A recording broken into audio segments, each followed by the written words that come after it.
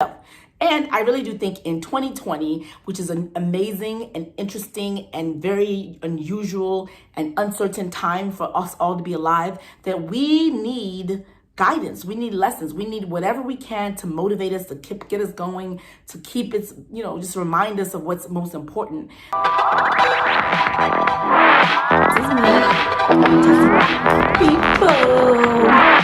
Okay, number one. So there used to be app on that, unlike other social media.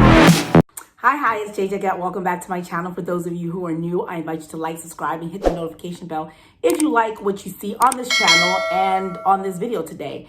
So about 5 or 6 years ago, I did a blog post on one of my various different blogs where I extracted 15 of columnist, author, and inspirational speaker Regina Brett's 45 life lessons. So she, when she turned 45, put down and penned down 45 poignant, inspirational, insightful, and prolific life lessons. Since she posted that, those lessons have been turned into memes, people have attributed to other people, and essentially it's gone viral. Those are excellent lessons.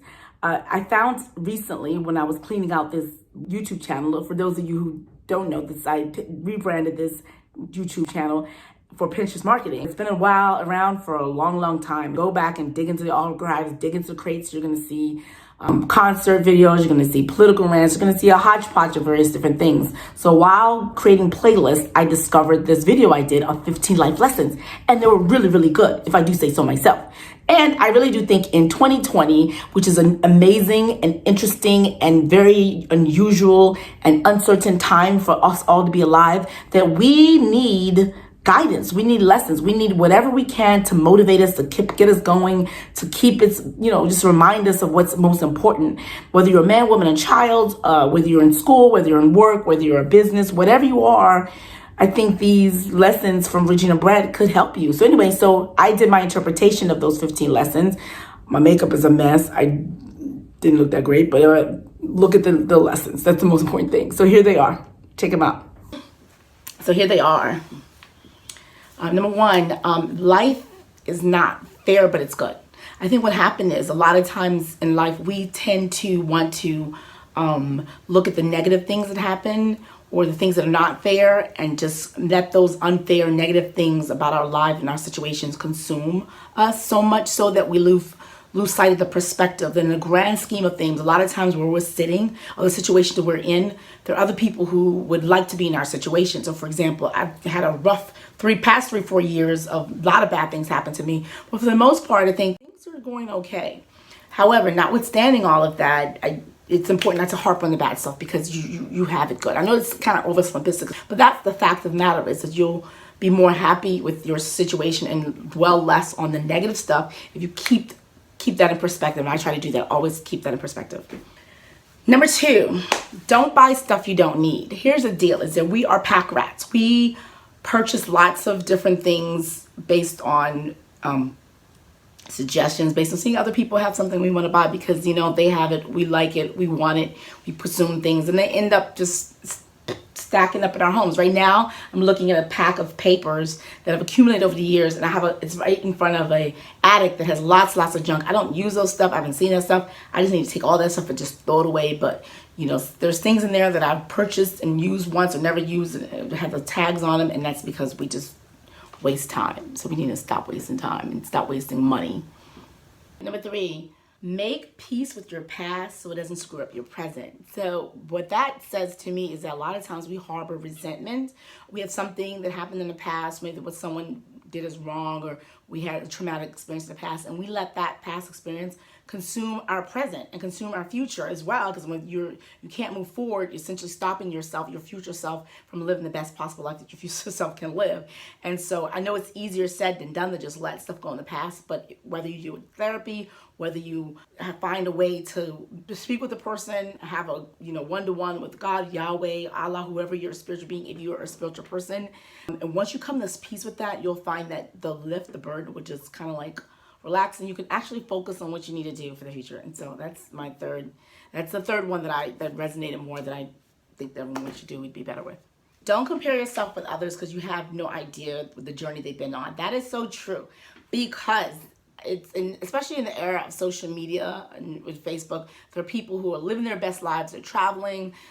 Their children are doing really well. They have just a lot of stuff going on in their lives that you feel like, wow, I wish I was in that situation. Their business is flourishing, but you don't know the journey. You don't know what they did to get there. You don't know the hours and hours of pounding in some assignment into their child to get their child to the point where they can actually go and tour, an Ivy League college, or get accepted to an Ivy League college, or you don't know what someone's gone through for their business to succeed, how many times, how many doors got shut in their life. You just see the end product. There's also a saying that says, don't compare your chapter 1 to someone else's chapter 10. Essentially, there's people who went through a lot of things to get where they are, but you're just starting, and the tendency of us to just compare ourselves to someone who's farther along or has some sort of level of success that we want to see, it's tempting, but just try to resist it. Don't do it. It's just it's not good.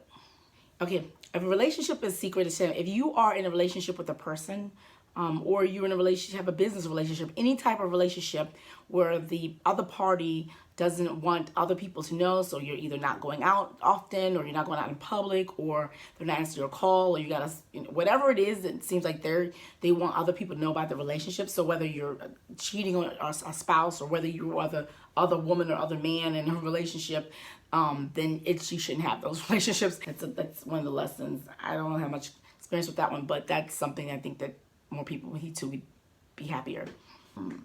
Take a deep breath that comes to mind. We just go and go and go and go and go, and we rarely take the time to breathe, especially women. I think we oftentimes taking care of our family members. We are oftentimes taking care of everyone else, cooking dinner, running errands, doing our job, going to work, coming back, that we very rarely take time to actually stop. Take a deep breath. Do one with me now. And regroup, and then reset and keep going again. So those are the small breaths that you take throughout the day. Actually, I think can reset your brain or reset your emotion a little bit. And it's just just do it. It's a small act, but I really do think it's something that can be beneficial. Get rid of anything that doesn't benefit you. And that goes back to, I think, whatever previous number. Like, you don't need to keep all the clutter. The clutter really clutters your mind. A cluttered house, a cluttered home is a cluttered mind. There was a recent study that said people who have a lot of clutter in the home are also depressed. That's because you're just holding on to things that you really need to let go. So symbolically, and then also for your allergies, for dust, because I have a son or a couple of kids that don't function well with all the dust, is because of the clutter. So I'm going to be the next week or so removing the clutter in my house. I feel like that's going to help me move forward as well. So you should as well too. Okay, it's never too late to be happy. There's some people, and you may be one of those people who've lived, for the most part, your life having a series of bad things happen, or a series of down moments, or a series of rejections. And so, given that, or you've just been maybe clinically depressed for a long time, or maybe you've had just a lot of challenges recently and haven't been able to really succeed in your business the way you want to. You've tried a lot of things and keep failing. And so that makes you unhappy. But whatever it is that's causing you to not be happy and be, to live life and be full and embrace life fully, it's because you lived the life you live. You're entitled to live the life that you live, but you don't have to always be sad. And it's never too late to actually start taking that mind shift and say, from now on, from here on, I'm going to speak positive words. I'm going to be a positive person. I'm going to embrace this change and just, and do something that I've never done before, and just be a happy person. It's never too late to do that. Burn the candles, use the nice sheets, wear them nice perfume. We store a lot of stuff. We buy things and we keep them. Women, I know we purchase handbags and you only take them out on special occasions. Or you may have a special suit that you only wear on a special occasion. Or you may have like the fancy china that you only take out when you have guests. Every once in a while, what you need to do is you deserve to eat on nice china. You deserve to wear that nice suit. You deserve to smell well. So wear those things. Do those, all those moments. Savor the actual things that you're saving for. Because no one's promised tomorrow. I know it's a cliche, but no one's promised tomorrow. So you can leave this world and never have worn those good pearls. So the next tomorrow work, or the next school meeting, or the next whatever it is, wear those pearls. And just because you deserve it. So, okay, frame every disaster that happens in your life in these 5 words. Will this matter 5 years from now?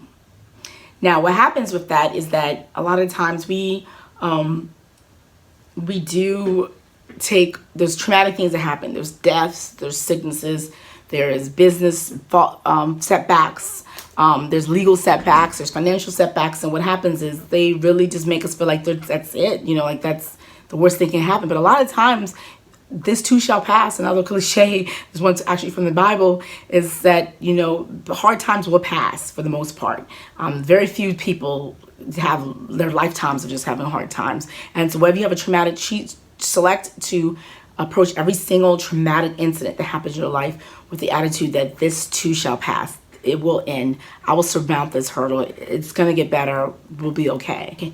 Don't audit life. I think what happens a lot of times, we want to do shortcuts. I know I'm guilty of that. You see someone having success, or you see something that looks like it's working for people, and you want that. And so you want to cut out all the work, all the different steps it takes to get to this end result, and just do step 1 and 5 and 7 and hope to get the end result. And it never happens. You have to put in the work 1, 2, 3, 4, 5, 6, 7 in order to get there. So don't audit life. Show up fully. If you're going to do something, commit to it. Do it, study it, learn it, do it to the best of your ability, and then you can reap the fruits of your labor if you do that versus not doing that, which is not good. Okay, if we all threw all of our problems in a pile, if you were in the room with people and everyone threw their problems in a pile, say these are the problems I have, guarantee there's someone's gonna be like, oh, those are your problems, I'll pick them up. So that's kind of a take of embrace life, because you know, someone else could be doing worse than you, which is essentially almost the same thing. But for the most part, it's saying that our problems are the sum of our problems. It's like sometimes our problems are minuscule compared to other people's problems. So if you approach that in life, it's constantly doing that. I try to do that as well. I know that, you know, that may help you get through the door. It may help you try again. It may help you take another step. It may help you forgive. It may help you look for more options, or maybe pivot, maybe abandon something, do something else, because you know that for the most part it could be better, and there's other people who will be happy with your financial problems if they're somewhere where they can't even have food. So they're like, yeah, I'll deal with being in debt because I don't have a place to stay. So I mean, it's kind of extreme. I'm sure there's other examples that's less extreme, but that's just something.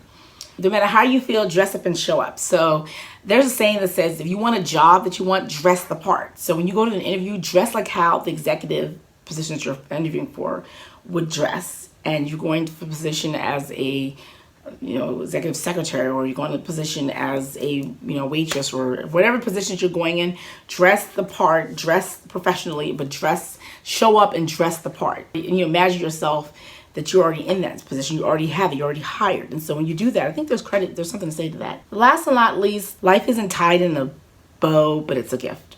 That's like, you know, part of life is trials and tribulations, but for the most part, it's a gift to be alive, because there are people who would like to be alive who are losing their lives. I mean, I'd be flippant about it, but that's the truth. There are people who have passed on who wish they had more time with their family members. There are people who are incarcerated who wish they had time for their families. There are other people in life that want to live their life fully. So it's while we have trials and tribulations, while we have stresses, while we have trauma that we're trying to, you know, not suppress, but deal with, for the most part, life's a gift, so we can embrace it fully. So anyway, there you have it, 15 life lessons from Regina Brett that can help you in life, and just tips to follow generally. Hope that was helpful for you. If you found some use in those lessons, I invite you to share them with other people, bookmark it, save it, keep them in mind, definitely incorporate them into your life. And I guess that's it. I hope you enjoyed them. This is JJ Gat. Until next time, I just wanted to break up the usual Pinterest marketing stuff when I find something that's interesting, because whether you're a business person, whether you're a Pinterest marketer, whether you're B2B, B2C, or just a regular person just scrolling through the YouTube, scrolling through internet, trying to figure out this thing called life, I think everyone could benefit from learning from others and getting inspired, because you just never know. That something that was shared in there could have been just on time for you today. Yeah, I think so. Okay, take care. Bye-bye.